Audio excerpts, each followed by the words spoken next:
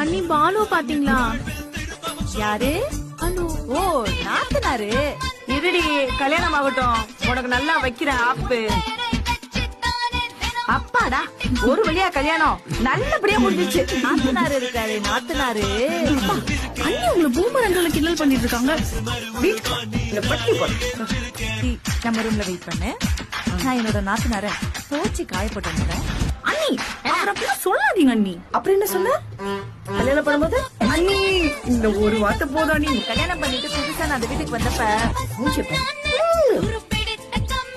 எதுவுமே தெரியாது இந்த முகத்தை வச்சுக்கிட்டு இந்த மாதிரி மூஞ்சி வச்சுக்கிட்டு ஏன் தம்பி கிட்ட என்ன பேசணும் எப்படி பேசணும் நீ சொல்லி தரியா?